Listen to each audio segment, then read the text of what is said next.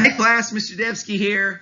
Hey, it's been a crazy weekend. I got moved on Saturday, and so the house is literally a nightmare. Okay, I can't find anything, but I did find my laptop. I found out how to get it plugged in and charged, and I'm going to produce for you now a little video to get you caught up, especially period 6, because what happened on Friday was I recorded period 3 class, and the video memory, I think 30 gigs or something like that, maxed out during period 3. I didn't know it. I uploaded the video and you only got the first 19 minutes.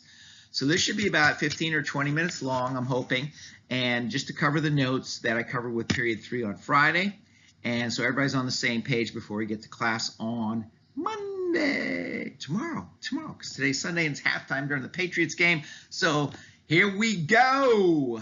Okay, let's see how we do here. Why are windows made of glass? That's an interesting question. We're talking about properties in this section. So the keyword properties, what makes the properties of glass useful to be used as windows?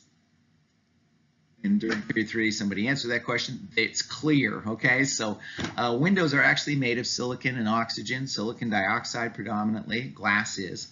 And it's clear, and it's a really cool property. So we're going to move on, talk more about properties in this section. We're going to talk about intensive properties and extensive properties. Okay, why do all samples of a substance have the same intensive properties? Because it has to do with their internal composition.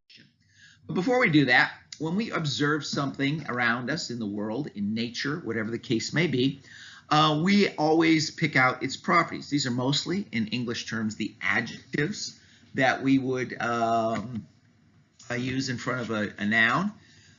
So you could say is something shiny or dull. That is a property. Is something dense or not dense? Is something liquid going to flow quickly or slowly? Is it like molasses or maple syrup, or is it more like oil and water, which are very high? Okay, and the word, by the way, to discuss liquid flow is viscosity. We'll see that in a second.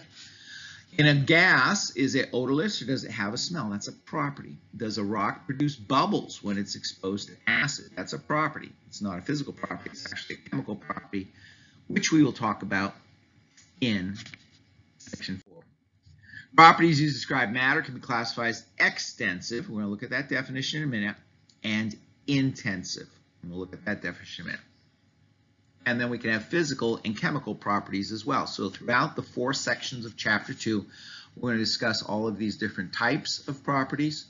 And I'm trying to keep my eyes on this little light up here so it looks like I'm talking to you instead of watching my screen. So let me know Monday if I did a good job or not. I know my eyes keep dropping down here. So let's talk about extensive properties first. A very easy concept. Extensive properties depend on how much of something there is. Most of the time we relate that to size. So we would say how long is something, how big is something, how length, width, height. And then we can deal with things like the one on the screen here in front of me, mass. How much does something weigh? How much mass does an object have? Okay, and we look at basketballs, we look at golf balls. There's a difference in their extensive properties because they're different sizes. We might talk about volume. Volume would be an extensive property. We could talk about height. We could talk about shoe size. We could talk about, as far as stars go, whether something's a supergiant or a dwarf. There are dwarf stars and supergiant stars and regular stars. Extensive properties. A lot of them are related to how much mass something actually has.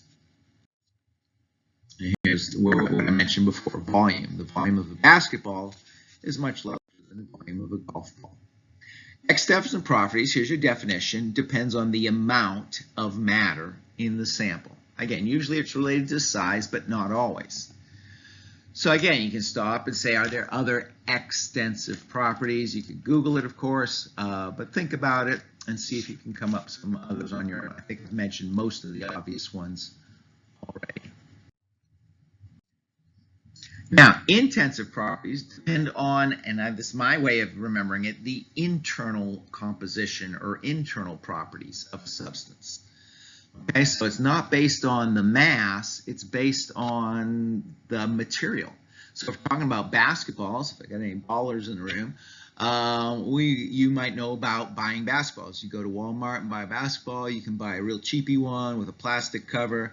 You can buy a real expensive one, maybe with a real leather cover.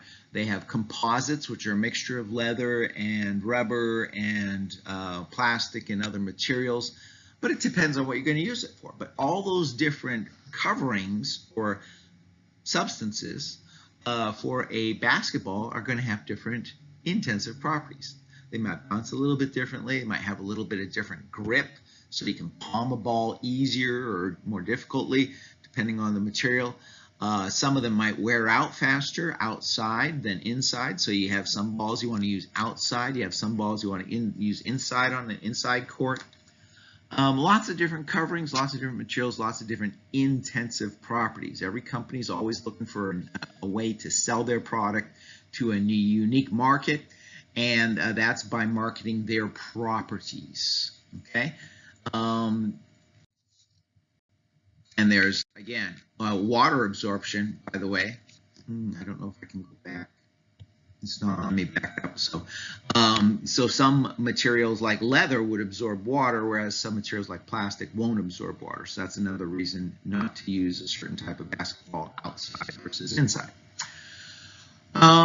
Intensive properties. I've got a list here on the screen. You should be vaguely familiar with some of these, and if you're not, I'll give you a quick one-word definition of each of these. Density, you should already know. We'll talk more about it in our next lab, which will be probably a week and a half from now. It's mass divided by volume, and density is, again, how dense. Good illustration. Last week's lab, when we measured the corks in the beaker versus the rubber stoppers in the beaker. The volume of both beakers was 400 milliliters. The amount of mass was quite a bit different, if you did notice. And that means the density of cork is a lot different than the density of rubber. Viscosity is the ability to flow. It's something we can measure on liquids and gases. Hardness, how hard is a surface? Ductility, is something a metal, usually, able to be drawn into a wire, stretched into a wire. Malleability is bendability of a piece of metal, and in the back of the classroom, I don't know if you saw it on Friday, but I'll show it to you again tomorrow on Monday, I had a piece of copper and a piece of aluminum. Melting and boiling point, intensive properties. It doesn't depend how much water you have. It's still going to boil at 100 degrees Celsius and freeze at 0 degrees Celsius. Specific heat is how much energy it takes to heat something up 1 degree Celsius. And electrical conductivity. We know that most metals are electrically conductive. Most non-metals are not. You can think of hundreds of others of intensive properties. Jot a few down. You might think of flexural strength, tensile strength. These are some things from physics which you haven't had yet. But how much will something bend before it breaks? That's flexural strength. Lots of good intensive properties. There are literally hundreds of them. So we're looking at two pictures here. You might see the watering can and the soda can, and two different materials, aluminum and copper. Now that copper one might be bronze or brass, which are alloys of copper, but this one is telling us it's copper. So copper and aluminum have two different sets of properties. And they are pure substances. So we're going to talk about pure substances here. Matter with a uniform and definite composition is a pure substance. So aluminum is a pure substance. We'll find out in section 2 or 3 that it's an element because it's on the periodic table. Aluminum is also an element. It's a pure substance. We also find that on the periodic table. Number 13, I think, capital A, small l. Copper, capital C, small u. And these are pure substances because everywhere you go on Earth, everywhere you go in the universe, everywhere you go in the solar system, if you found a mine where you could dig copper out of the rocks, and you take those rocks and you purify that copper out of it, copper is going to have exactly the same properties. It's going to be exactly the same chemically and physically everywhere in the universe. Hence, it's a pure substance. Aluminum, if we dig it out of the rocks, and the rocks are called bauxite, B-A-U-X-I-T-E. Bauxite is the ore that we get aluminum from. anywhere in the world, anywhere in the universe, anywhere in the solar system that we found rocks containing aluminum, bauxite, and we dug them out and purified the aluminum from it, that aluminum is going to have exactly the same properties, both intensive properties, boiling point, melting point, bendability, malleability, ductility, electrical conductivity, everywhere in the universe. So that's what makes a pure substance pure. It's exactly the same all the time. Uniform means exactly the same. Okay? Definite means it's always going to have exactly the same composition. So every sample of a given substance has identical intensive properties because it has the same composition. And we're talking a lot about composition in this chapter. What are things composed of? That boils down eventually to what is in the atoms of a substance. So, didn't get there with 3.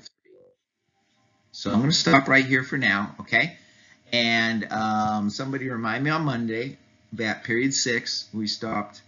Let's back up 2 slides before this slide right here, and we'll pick up there. That's about where I left off with period 3. So have a great afternoon, and we'll see you Monday.